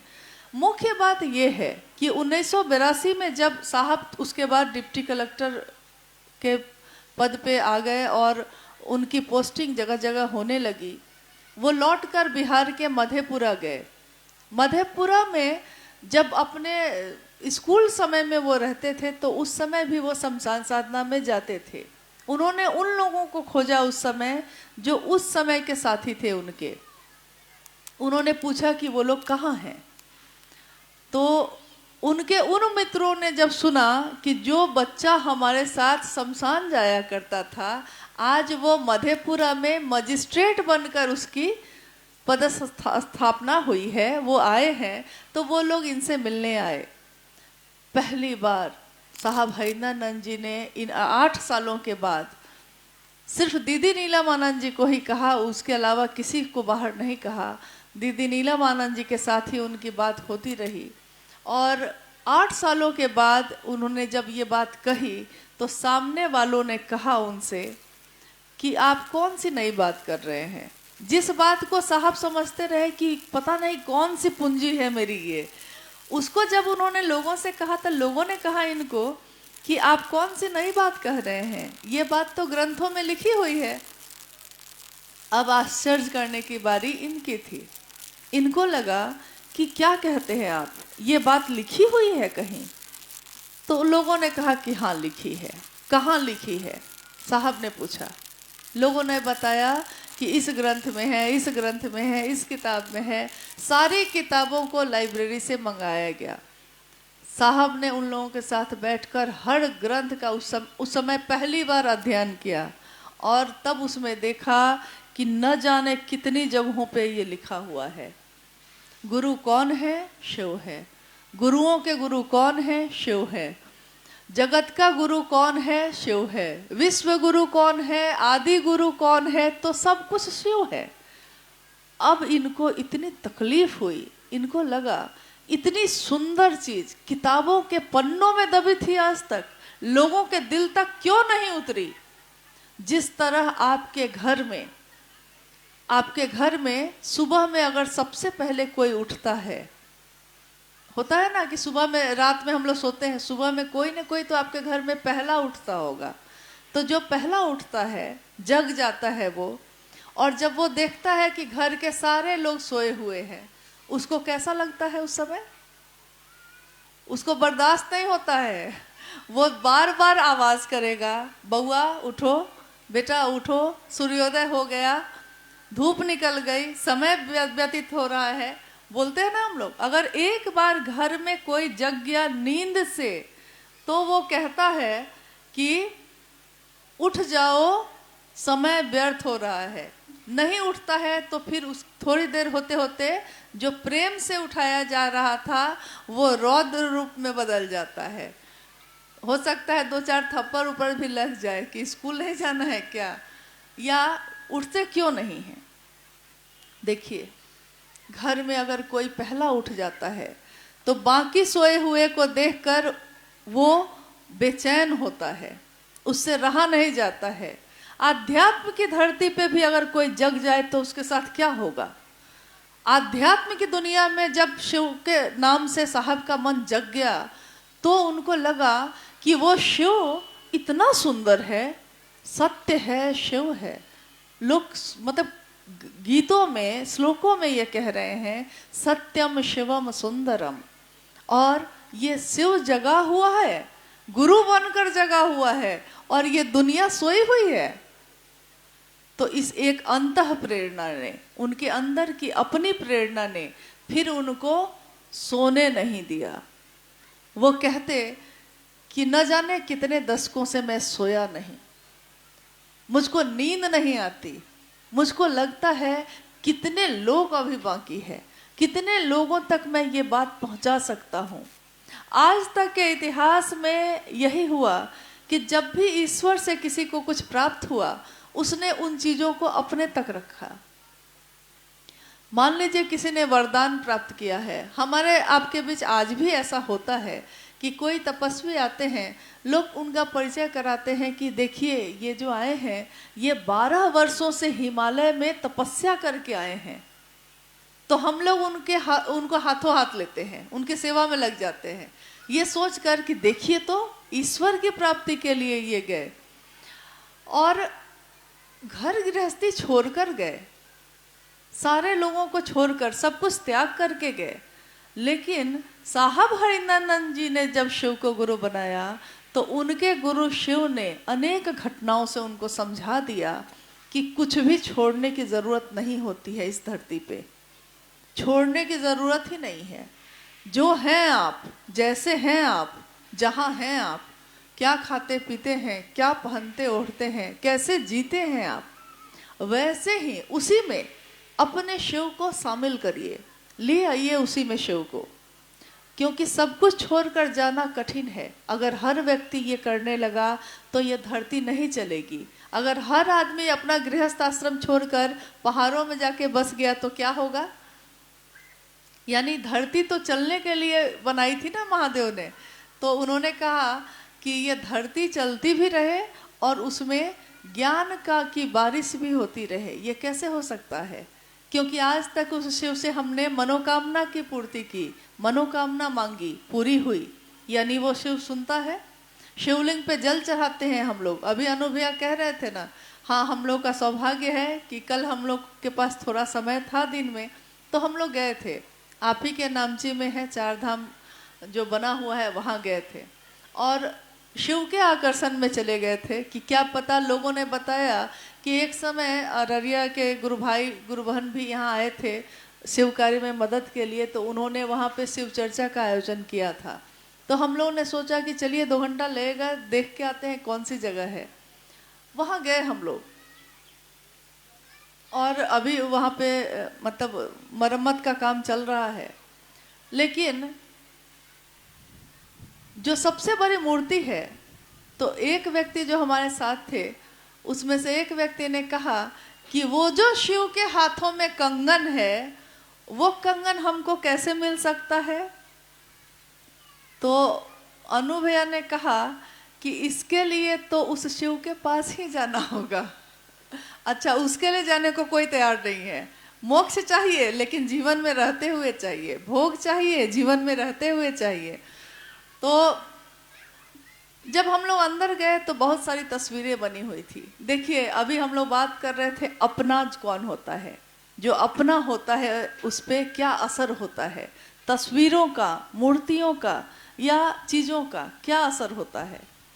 जब मैं खुद उन तस्वीरों को देख रही थी जिसको पत्थरों से बनाया गया था, अंदर हॉल में बहुत सारी तस्वीरें थीं।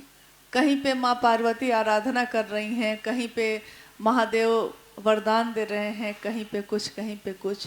लेकिन जैसे ही मेरी नज़र गई उस तस्वीर पे जिसमें महादेव विष का पान कर रहे हैं, तो मेरा लगा जैसे दिल ही रुक गया। अजीब सी तकलीफ हुई, एक अजीब सी तकलीफ कि जो महादेव सबको सब कुछ अच्छा अच्छा देने वाला है, क्यों ऐसा हुआ कि उनको विष का पान करना पड़ा? क्यों मेरे महादेव के साथ ऐसा हुआ? ये होता है अपना। जब किसी अपने के साथ आपको लगेगा कि कुछ गलत हो गया है तो आपको तकलीफ होती है ना। महादेव की बात करते हैं आप, जब कुछ जगह पे लोग महादेव की चर्चा करने लगते हैं और अगर वहाँ पे सही तरीके से महादेव की बात नहीं हो रही है तो आपको तकलीफ होती है, आपको बेचैनी होती है कि काश वहाँ सब ठीक हो जाता है। लेकिन यही तकलीफ, यही बेचैनी तो साहब हरिनंदन जी के जीवन में पैदा हुई। और जिस समय उन्होंने शिव को अपना गुरु बनाया था उस समय उनका साथ देने के लिए कोई नहीं था। एकमात्र दीदी नीलम आनंद जी को उन्होंने एक चिट्ठी लिखी। पटना से, मनातू में थी दीदी नीलम आनंद, पटना से एक चिट्ठी लिखी। अब लगता है चिट्ठी का जमाना तो अब चला गया, अब मैसेज ही जाता है। अब चिट्ठी ना कोई लिखता है ना चिट्ठी का इंतजार होता है, लेकिन उस समय तो था। तो साहब हरिनंदन जी ने दीदी नीलम आनंद जी को चिट्ठी लिखी, नीलम, मैंने शिव को अपना गुरु बना लिया है, तुम भी बना लो। और उन्होंने, दीदी नीलम आनंद जी ने ये सोचकर कि आखिर इनके जीवन को एक ठौर मिला, एक जगह रुक गए ये, उन्होंने शिव को अपना गुरु बनाया और कदम कदम पे उनका साथ दिया। एक राज परिवार की बेटी दीदी नीलम आनंद, उनका पूरा नाम है राजमणि नीलम आनंद, राजमणि नीलम आनंद। साहब हरिनंदन जी एक शिक्षा विभाग के डायरेक्टर के बेटे, खुद डिप्टी कलेक्टर। एक डिप्टी कलेक्टर को क्या ज़रूरत पड़ गई कि वो घर घर घूमने लगा, जगह जगह भटकने लगा? एक राज परिवार की बेटी और डिप्टी कलेक्टर की पत्नी को क्या ज़रूरत पड़ गई कि वो अखबार बिछाकर ज़मीन में बैठ कर लोगों से शिव की बात करने लगी? ऐसी कौन सी लगन लगी मीरा को जो वो महल से निकलकर सड़कों पे भटकने लगी? जो गीत बने हैं ना, ऐसी लागी लगन मीरा हो गई मगन, वो तो गली गली हरि गुन गाने लगी। ये कौन सी लगन लगी उसको? ये कौन सी प्यास जगी कि भगवान बुद्ध अपने घर को छोड़ के जंगल के रास्ते पे निकल गए? राजा के बेटे थे, आराम से रहते। ये अध्यात्म की कौन सी प्यास? तो एक डिप्टी कलेक्टर और उनकी पत्नी को जगह जगह भटकने की कोई ज़रूरत नहीं थी, लेकिन उनके मन में ये बेचैनी कि जब शिव इतने सुंदर हैं, इतने अच्छे हैं, इतने अपने हैं, शिव से ज़्यादा अपना तो कोई नहीं, तब ये दुनिया सोई क्यों है? वो शिव जगह है, दुनिया के लोग सोए हैं। आपने सुना अभी जब नाम की घोषणा हो रही थी, तो हम नाम की घोषणा करते हैं तो हम क्या कहते हैं? जागा जागा महादेव। क्या वो महादेव सोया है? क्या वो महादेव सो गया है? अगर वो सो जाता तो ये धरती चलती कैसे? लेकिन हमारे आपके दिल में जो महादेव है वो सोया है और उसको हम लोग जगा ही नहीं रहे हैं, आवाज़ भी नहीं देते हैं कि जग जाओ भाई, अब कितना दिन निकल गया, जीवन का कितना समय निकल गया, कितने अपने मिले, कितने पराये मिले, कितने वैसे लोग मिले जिनको हम लोगों ने अपना समझा लेकिन वो अपने ना हुए।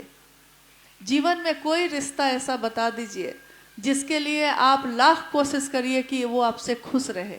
आप बहुत कुछ करते हैं उसके लिए, खाना खिलाएंगे, उसकी देखभाल करते हैं, उसकी हर सुख दुख की रक्षा करते हैं, हर सुख दुख में साथ खड़े होते हैं, लेकिन तब भी एक समय जैसे ही उसके मन के विपरीत कुछ करते हैं आप, अचानक उसका रूप बदल जाता है। उस समय हमारा मन ये सोचता है ये मेरे कौन अपने हैं जिनके लिए मैं तो दिन रात बेचैन हूँ, लेकिन ये तो एक पल में बदल जाता है। साहब हरिंदरानंद जी ने बहुत पहले शिव के शिष्यों को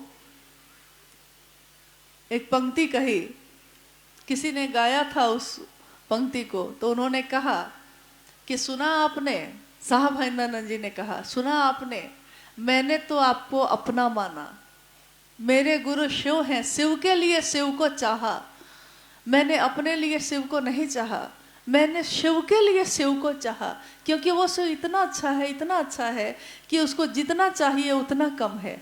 लेकिन आपने शिव के लिए शिव को क्यों नहीं चाहा? आप जो कभी दिखाई देते हैं शिव के शिष्य के रूप में और कभी किसी और रूप में दिखाई देने लगते हैं, ये ऐसा आप क्यों करते हैं? तो उन्होंने कहा कि मेरी जिंदगी है तुमसे, मतलब ये उससे पहले की पंक्ति है कि ये दुनिया बदल गई है, मुझे इसका गम नहीं है, मुझे इसका गम नहीं है कि बदल रही है दुनिया, मेरी जिंदगी है तुमसे, कहीं तुम बदल न जाना। उन्होंने शिव से जो भी प्राप्त किया सारी दुनिया के लोगों को बांट दिया, लेकिन किस विश्वास से बांटा? किस विश्वास से ये अमानत हमारे आपके हाथों में दी? इस विश्वास के साथ कि हम उसमें और उसकी रौनक बढ़ाएंगे और महादेव का नाम करेंगे।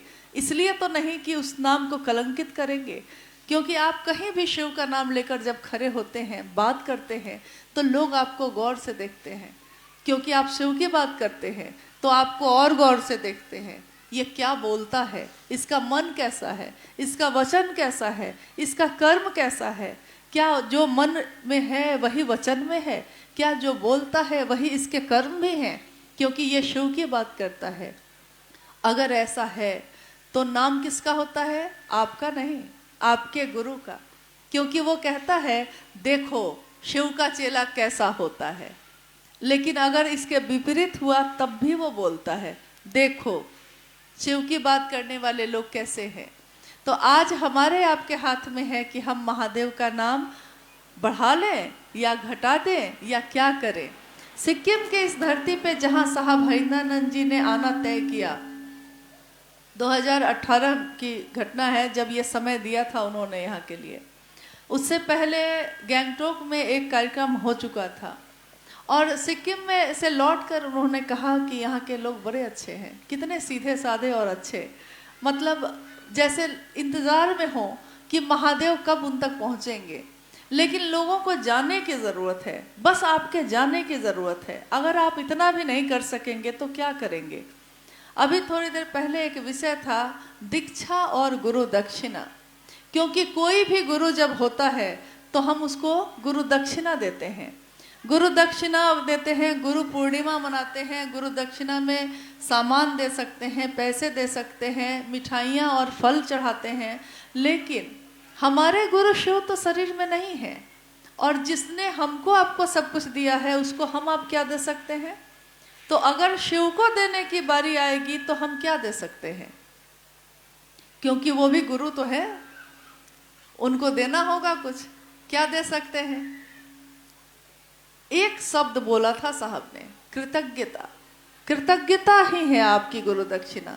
जब आप उस शिव के लिए कृतज्ञ हो जाइएगा, एहसान से भर जाइएगा कि शिव आपने कितना दिया, कितना दिया, तो आप उस महादेव का नाम तो लीजिएगा कम से कम।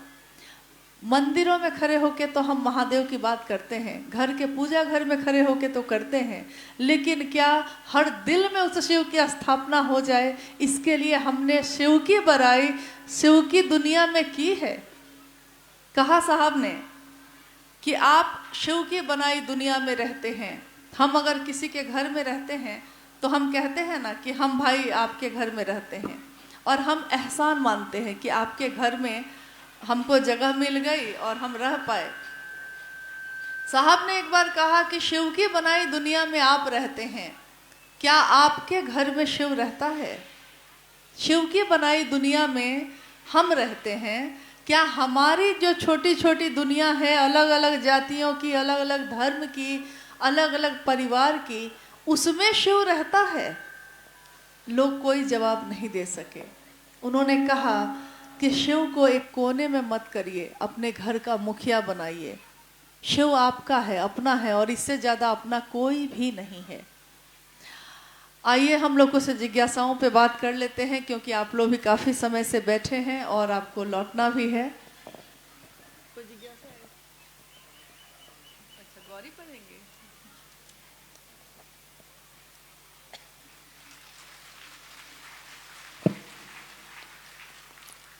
शिव का शिष्य बनने के लिए कंकन पहनना जरूरी है क्या?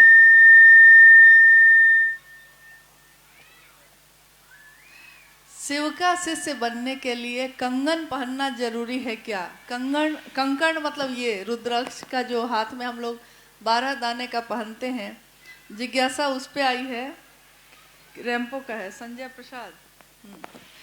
जिज्ञासा इस पे आई है, शिव को गुरु मानकर एक विचार है ये, लेकिन ये विचार जब बार बार हमारा मन करता है तो एक दिन ये भाव में बदल जाता है। भाव भी अगर गहरे हो जाते हैं तो एक दिन प्रेम में बदल जाते हैं, और प्रेम भी जब गहरा हो जाता है तो भक्ति में बदल जाता है। और इसमें किसी भी बाह्य साधन की जरूरत नहीं है, मतलब कि बाहरी किसी सामान की जरूरत नहीं है। न तो आपके कपड़े शिव को गुरु बनाते हैं, न तो आपकी वेशभूषा या खान पान शिव को गुरु बनाता है, आपका मन बनाता है। लेकिन हमारा मन ही बनाता है, रहते तो हम शरीर में हैं इस दुनिया में।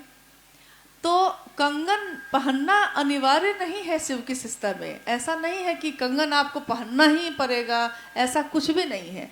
कोई ऐसा नियम शिव की शिष्टता में नहीं है, कोई नियम नहीं बनाया गया है, क्योंकि जगत के गुरु शिव आपके गुरु हैं, और जो जगत का है वो हर तरह के लोगों का गुरु होगा, चाहे वो कैसे भी हो, तो वो नियम नहीं बनाएगा। कंगन पहनने का भी नियम नहीं है, लेकिन साहब हरिंद्रानंद जी ने कहा कि ये हाथ में पहना हुआ कंगन आपके गुरु कार्य में आपकी सहायता करता है, मदद करता है। कैसे? जैसे हम लोग अगर कहीं जा रहे हैं और कोई बगल में बैठा है तो अचानक वो आपके हाथ को देख के कहता है कि आपने रुद्राक्ष पहना है, क्यों पहना है? तो आपको एक मौका मिलता है उससे ये बताने का कि हम लोग शिव को गुरु मानते हैं, और गुरु मानकर हम अपने हाथ में ये 12 दानों का जो कंगन है वो पहनते हैं। तो वो पूछता है कि क्या है 12 ही क्यों होता है? तो हम उसको बताने लगते हैं कि 12 राशि है, 12 ज्योतिर्लिंग है, इसकी गणना है। लेकिन इन सबसे ज़्यादा बढ़ के ये है कि रुद्राक्ष हमेशा आपका शुभ करता है। वो हमारे मानसिक और शारीरिक जो भी तरंगे हैं उसको नियंत्रित करता है।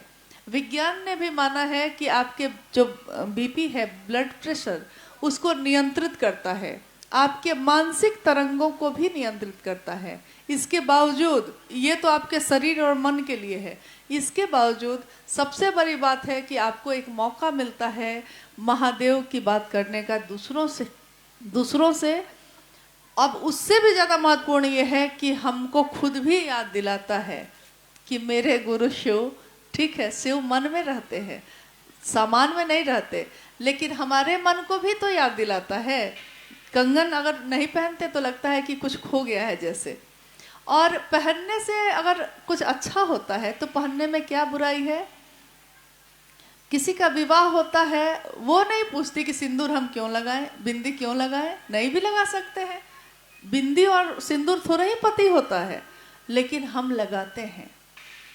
रक्षा सूत्र बांधते हैं कलाई में, रक्षा सूत्र आपकी रक्षा नहीं करता, लेकिन जिस भी देवी देवता की आपने पूजा की है एक स्मरण दिलाता है, आपके हाथों को स्पर्श करता है।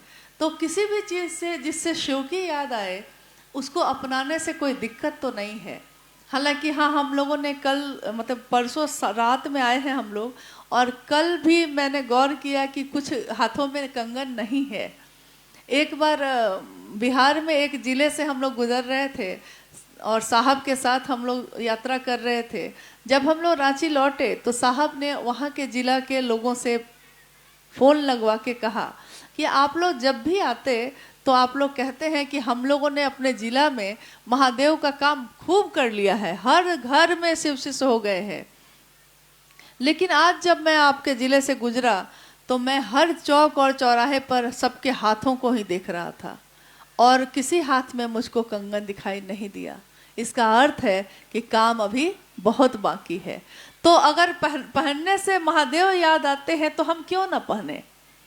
हम अपने जीवन के संबंधों के लिए बहुत कुछ धारण करते हैं, हम अपने शिव के लिए कंगन धारण क्यों नहीं कर सकते। और रुद्राक्ष का कंगन कभी भी अपवित्र नहीं होता। जिस तरह गंगा का पानी पावन होता है, कभी अपवित्र नहीं होता, उसी तरह रुद्राक्ष पहन के भी आप कैसे भी जीवन को जी सकते हैं, ये अपवित्र नहीं होता है। मेरा अनुरोध होगा कि आप जरूर पहनिए इसको। हालांकि हम लोग ये तो नहीं कह सकते कि आपको पहनना पड़ेगा, लेकिन अनुरोध भी अगर बहुत अच्छे से किया जाए तो उसको मान लेना चाहिए।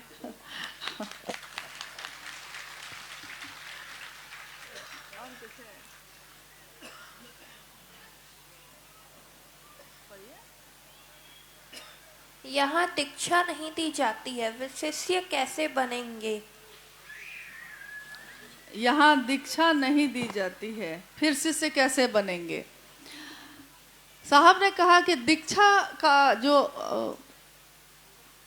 अर्थ होता है वो ये होता है कि प्रारंभ करना। यानी कोई गुरु जब आपको मंत्र देते हैं तो वो प्रारंभ होता है आपकी आध्यात्मिक यात्रा का। तो दीक्षा जैसे ही हम कहते हैं, जिस पल हम कहते हैं हे शिव आप मेरे गुरु हैं, मैं आपका शिष्य हूँ, मुझसे इस पे दया कर दीजिए, उसी क्षण हमारे मन में एक विचार पैदा होता है कि शिव मेरे गुरु हैं। आपके नाम की घोषणा भी जब होती है तब भी ऐसा ही होता है। तो उसी क्षण आपके मन में प्रारंभ हो जाता है कि शिव मेरे गुरु हैं। ये विचार प्रारंभ होना ही दीक्षा है। इसमें कोई भी अलग से कोई प्रक्रिया नहीं बनाई गई कि हाँ कोई कान में मंत्र दिया जाएगा या मतलब कुछ ऐसा बताया जाएगा जो सिर्फ आपके लिए होगा, दूसरों को नहीं बताना है। क्योंकि बहुत शरीरधारी गुरु जब दीक्षा देते हैं तो वो कोई ना कोई मंत्र देते हैं और वो कहते हैं कि ये मंत्र सिर्फ आपके लिए है, दूसरे को मत बताइएगा।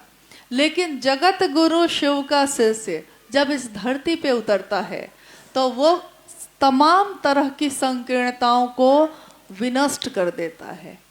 जो हम अलग अलग जातियों में बटे लोग हैं, अलग अलग धर्म में, अलग अलग संप्रदाय में बटे लोग हैं, वो शिव के दरबार में जब होते हैं तो सब एक हो जाते हैं। उन्होंने एक उद्घोष किया साहब हरिदानंद जी ने। उन्होंने कहा कि आपके मन में, आपके हृदय में जो भाव संचरित होते हैं वो क्या हो? वो एक हो। आपका मंत्र एक हो। आपके मन और विचार में जो भाव संचरित होता है वो एक हो। आपकी मंत्रणा करने की सभा एक हो। मतलब एक शिव, बाकी सब शिव के शिष्य। और शिव के शिष्य जो होते हैं वो दास नहीं होते, क्योंकि महादेव जो है वो सेवक नहीं बनाता है। महादेव के बारे में आपने कभी सुना है कि कोई सेवक है उनका? आपने हमेशा पढ़ा होगा, सुना होगा कि महादेव के गण होते हैं। गण का अर्थ होता है आदमी। महादेव, मैं कौन हूँ?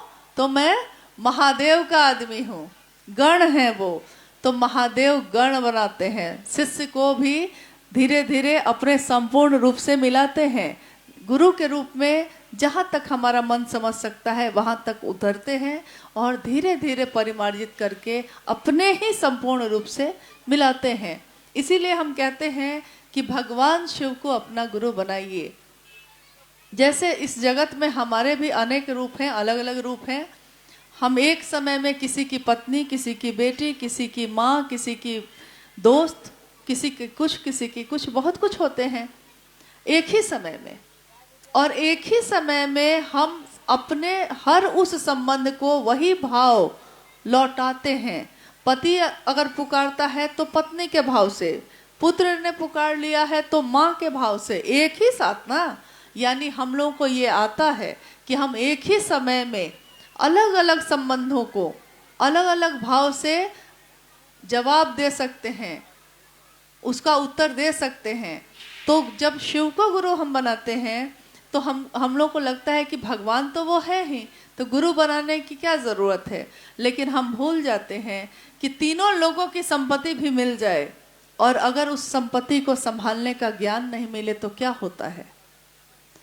रावण को तीनों लोगों की संपत्ति मिली थी ना, और वो शिव का बहुत बड़ा भक्त भी रहे। शिव के बहुत बड़े भक्तों में एक रावण का नाम भी आता है। शिव से वरदान मांगा, तीनों लोगों की संपत्ति मांग ली, शिव ने दे दिया। भगवान के रूप में वो आप जो मांगेंगे खुश होंगे, दे देंगे। गुरु ऐसा नहीं करते। गुरु विवेकपूर्ण वरदान देते हैं।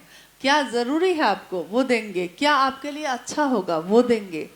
तो जब वो शिव सारे रूपों में आपको सब कुछ दे सकता है, लेकिन अगर उसका ज्ञान ही हमको नहीं होगा संभालने का, तो संपत्ति होते हुए भी सारी संपत्ति बर्बाद हो जाती है अगर उसको संभालने का ज्ञान नहीं हो। दुकान खोल लेना बड़ी बात नहीं होती है, दुकान चलाने का ज्ञान नहीं हो तो दुकान बंद करनी पड़ती है आपको।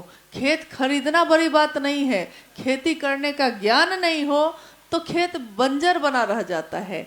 जीवन में, इस इंसान के जीवन में जन्म लेना बड़ी बात नहीं है, इंसान के जीवन को जी लेना बड़ी बात होती है। जीवन जीने की कला सिखाते हैं जगत गुरु शिव। वो अपने शिष्यों को शिव बनाते हैं, वो अपने शिष्यों में अपना गुण उतारते हैं, वो अपने शिष्यों को ये समझाते हैं, समझा देते हैं। आप कहिएगा शरीर में नहीं है वो, लेकिन आपका मन ही किसी चीज़ को ग्रहण करता है। अभी हम लोग यहाँ बैठे हैं, हम लोग बात कर रहे हैं, लेकिन अगर आप मन से यहाँ नहीं होंगे, अभी हो सकता है आपका मन कहीं और भटक रहा हो, तो कितनी भी अच्छी बात होगी आप तो सुने ही नहीं, आपके मन में तो गया नहीं वो, तो आप बाद में कहेंगे कि क्या बात हुई थी, अरे मेरा मन कहीं और था। यानी आपका मन ही एहसास करता है, आपका मन ही किसी चीज़ को ग्रहण करता है। तो जब आपका मन एहसास कर लेता है शिव को, तो फिर वो शिव आपके अंदर ही उतरते हैं, आप ही में दिखते हैं। आपको देखकर कोई शिव को याद करे, आपसे बात करके कोई शिव को याद करे, इससे सुंदर जीवन और कुछ नहीं हो सकता। जीवन तो जानवर भी जीते हैं, जीवन तो जीव जंतु भी जीते हैं, वो भी जन्म लेते हैं, उनके भी परिवार और बच्चे होते हैं और उनकी भी मौत हो जाती है। एक इंसान और जानवर में क्या अंतर है? इंसान में संभावना होती है शिव होने की, और वो गुरु जब शिव होते हैं तो वो सीधे अपने शिष्यों में शिव होने की पात्रता पैदा करते हैं। तो क्यों नहीं, अगर हमको सबसे सुंदर चीज मिल सकती है तो हम उसको क्यों नहीं लें?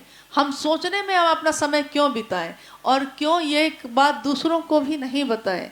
क्योंकि जिस तरह हम लोगों ने एक दिन सोचा था कि कितनी देर से ये बात पता चली हमको, शायद आप जिसको बताएंगे वो भी यही कहेगा कि क्यों कुछ दिन पहले और नहीं कहा था ये बात। क्योंकि आदमी धोखा दे सकता है, लेकिन कभी सुना है क्या कि महादेव ने धोखा दिया है? उन्होंने नहीं दिया कभी, और न वो देंगे। तो जब सबसे सत्य, सबसे सुंदर चीज आपके पास उपलब्ध है, तो उसे शिव को अपना गुरु बनाइए, और उसी का कंगन है तो वो भी पहन लीजिए। और कुछ है नहीं?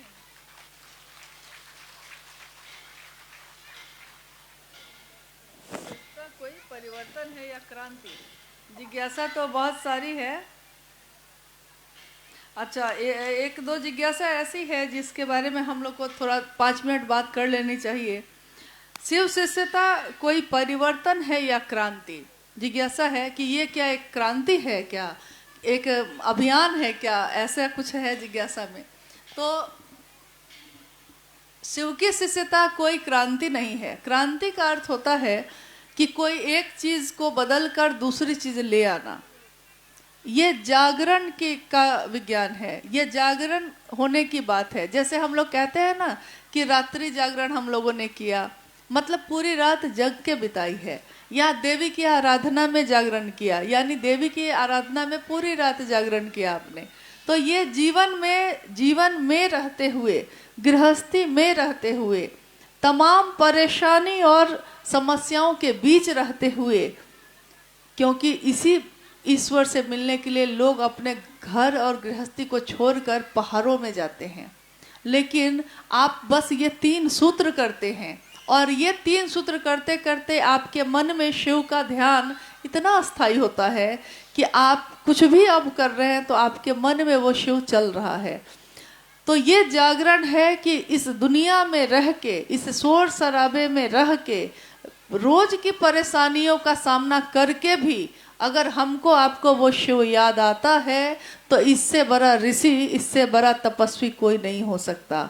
सब कुछ दुनिया में है और जीवन रहते जीवन मुक्त हो जाना, इससे बड़ा मोक्ष कुछ और नहीं हो सकता। तो ये जागरण है, शिव का जागरण आपके हमारे दिल के अंदर। और एक जिज्ञासा है जिसको हम लोग आज की अंतिम जिज्ञासा कर रहे हैं कि जागा जागा महादेव क्यों करते हैं, हरा हरा महादेव क्यों नहीं करते। हरा हरा महादेव तो करते ही हैं हम लोग, बहुत समय से हम लोग करते ही हैं। हरा हरा महादेव का अर्थ होता है कि महादेव हर लेते हैं। उनको कहा गया कि आप अपने दुख को उनको बताइए या ना बताइए, वो आपके दुख को चुरा लेते हैं। आप अपनों को नहीं बताते दुख, लेकिन वो अपना अगर है तो आपके दुख को समझ जाता है। कहीं किसी ने लिखी थी, अपना कौन होता है कि बारिश में भी अगर मेरी आंखों से आंसू गिरते हों और वो मेरी आंसुओं को देख ले, वही ना अपना होता है। बारिश में है लेकिन उस बारिश की बूंदों में वो समझ जाए कि आपकी आंखों से आंसू बहते हैं, वो है अपना। तो वो शिव आपके हमारे दुख को हरता ही रहा है। लेकिन जागा जागा महादेव कहने के पीछे कारण ये है कि वो शिव जो हमारे आपके बीच में सोया हुआ है, दिल में सोया हुआ, उस शिव को दिल से जगाने का विज्ञान है ये। अपने दिल में बिया को रख के छोड़ दीजिएगा, जीवन के साथ वो खत्म हो जाएगा और सड़ जाएगा। जैसे हम अपने घरों में बीज को रख दें तो वो बीज रखा रखा सड़ जाता है, लेकिन अगर उस बीज को खेतों में लगा दें, क्यारियों में लगा दें तो क्या होता है, पौधे निकलते हैं, अनाज होता है। और गुरु का आदेश जब शिष्य के लिए होता है तो वो कहने नहीं आते शिष्य को कि ऐसा करो ऐसा करो ऐसा करो। गुरु बस आदेश देते हैं कि ऐसा करना है और शिष्य अब खुद सोचता है कि कैसे करना है। एक घटना है कि एक आश्रम में गुरुकुल था वो, और उसके पीछे खेत लगे हुए थे। कोई भी आश्रम को चलाने के लिए खेत होते हैं, अनाज उगते हैं, उसमें बच्चे वो खाते हैं।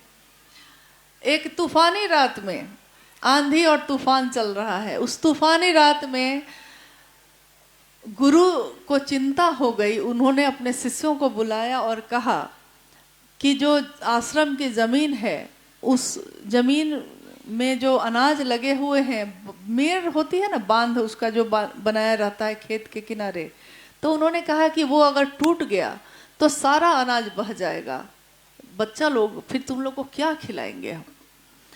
आरुणी नाम था उनके एक शिष्य का। सभी शिष्य उस तूफानी रात में गुरु की बात को सुन के खेतों की ओर चले गए। तूफान रात भर चलता रहा। बाकी शिष्य धीरे धीरे गए और वापस लौट आए। एक शिष्य वापस नहीं आया तो गुरु को और चिंता हुई। अब गुरु शिष्य की तलाश करने निकले। कहा भी है साहब ने कि गुरु शिष्य की तलाश करते हैं। अब गुरु शिष्य की तलाश करने निकले। उस तूफान थम गया था और बारिश अभी भी हो रही थी। गुरु जब खेतों पे पहुंचे, उन्होंने पुकार लगाई, आरुणी आरुणी तुम कहाँ हो। कोई जवाब नहीं। वो और नजदीक गए तो देखा कि एक खेत की मेड़ टूट गई थी और आरुणी जो उनका शिष्य था, उस मेड़ को जब टूटने से नहीं बचा सका तो वो खुद ही अपने शरीर को ही उस मेड़ पे लिटा कर लेट गया। मेड़ के जगह पे शरीर ही उसका लेटा हुआ था। गुरु दौड़ कर गए, उसको उठाया। उन्होंने कहा तुमने ऐसा क्यों किया। तो अरुण ने कहा कि आपका आदेश था और गुरु का आदेश पूरा करना ही होगा, चाहे जैसे तन से, मन से, धन से, जैसे जो मेरे पास है उसी से हो, लेकिन ये काम होना चाहिए। और गुरु ने शिष्य को गले से लगा लिया। कितने जगह ये गुरु शिष्य परंपरा की कहानियां बच्चे पढ़ते हैं। बहुत सारी किताबों में ये कहानी का उल्लेख है। कहानियां बहुत हम पढ़ते हैं, लेकिन क्या हम समझते हैं? शिव उतर कर नहीं आएंगे, शिव ये कहने नहीं आएंगे कि मेरा नाम लेना। कोई भला आदमी ऐसा नहीं करता। शिव से ज्यादा भला भी कोई होगा क्या? इस पहाड़ पे अगर चढ़ना चाहिए, आप किसी भी रास्ते से चढ़िए, शिखर पर बैठा हुआ कौन दिखता है? एक महादेव। किसी भी रूप में जाइए, काल को भी जिससे डर लगता है, वो काल का भी अधिपति कौन है? तो महाकाल है वो। योगियों का भी ईश्वर कौन है? तो महायोगेश्वर है वो। औढ़रियों का, कपालेश्वर का भी कौन है ईश्वर? तो कपालेश्वर है वो। उमा का पति कौन है? ये शमशानी निहंगी कौन है? तो शिव है वो। तीनों लोगों का पति कौन है? तो शिव है वो। सबसे बड़ा मिजाज किसका है? सब कुछ त्याग के बैठा है वो। क्या वो करेगा लेकर चढ़ावा? सब कुछ त्याग के बैठा है वो महादेव। हमारा आपका चढ़ावा लेकर करेगा क्या? वो तो खुद सब कुछ त्याग के बैठा है। लेकिन हम कैसे हैं? हमने उस शिव से लिया ही लिया है। ये दुनिया ली, ये हवाएं ली, ये बादल, ये सब कुछ लिया। शिव की बनाई हुई प्रकृति का हर अंश, हर रचना दूसरों को देता है। मधुवन खुशबू देता है, सागर सावन देता है। जीना उसका जीना है जो औरों को जीवन देता है। लेकिन इंसान होकर तो हम ये भूल गए हैं। शिव की बनाई हुई रचना का हर रचना उनकी कुछ न कुछ देती है दूसरे को, खुद नहीं रखती। फूल खिलते हैं तो सुगंध दूसरे लेते हैं, फूल तो झड़ जाता है। लेकिन साहब ने जो इस इंसानों के रूप में जो हम शिव की सबसे सुंदर रचना है, इस रचना के दिल में शिव की शिष्यता का फूल जो खिलाया है, उन्होंने अपने जीवन में असंख्य कांटों का सामना किया, असंख्य समस्याओं का सामना किया। लेकिन उन्होंने लिखा और कहा कि कांटों पे चढ़ के ही फूल खिलता है, गुलाब खिलता है। कांटों पे चढ़ के ही खिलता है ना। लेकिन दुनिया कांटों को नहीं देखती, दुनिया फूलों की सुगंध को देखती है। और कांटों पे चढ़ के ही इस दुनिया में शिव की शिष्यता फूल की तरह खिल गई है सबके दिलों में। हर व्यक्ति उस शिव को अब महसूस करता है। मेरा है वो। सबका था तो कोई बात नहीं थी, मेरा है ये सबसे बड़ी बात होती है। दुनिया में बहुत सारी चीजें हैं, मेरी नहीं है तो मेरे किस काम की। वो शिव मेरा हो जाए, इसकी कामना करती हूँ। अपने गुरु शिव से दया की याचना, अपने साहब दीदी से आशीर्वाद मांगती हूँ कि हम सबके दिलों में ये फूल ऐसा खिले और खिला ही रहे। क्योंकि दुनिया का फूल तो खिलता है और मुरझा जाता है, लेकिन शिव के शिष्यता का फूल, वो शिव शाश्वत है, सत्य है, जो कभी बदलता नहीं। उसकी सुंदरता कभी बदलती नहीं, तो उसकी शिष्यता की सुगंध भी कभी बदलेगी नहीं। लेकिन ऐसी सुगंध फैले कि आपके आसपास के लोग भी उस सुगंध से डूब जाएं, उसमें सराबोर हो जाएं। आइए हम सब उस अपने गुरु को प्रणाम करते हैं और आप सभी के चरणों में भी मेरा प्रणाम। जागा जागा महादेव। भाई संतोष जी और भाई अभिजीत जी से निवेदन होगा, कृपया आप मंच तक आने का कष्ट करेंगे। आप अभी बैठे, अभी 5-10 मिनट कार्यक्रम चलेगा, आप अभी बैठे। भाई अभिजीत शर्मा जी से निवेदन होगा, आप कृपया मंच तक आने का कष्ट करेंगे। भाई अभिजीत शर्मा जी।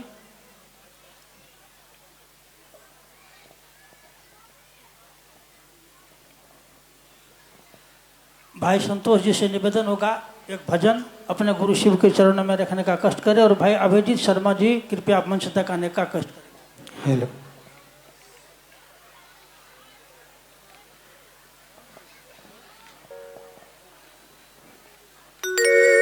हेलो जी। शिव के सिवा कहीं दिल ना लगाना,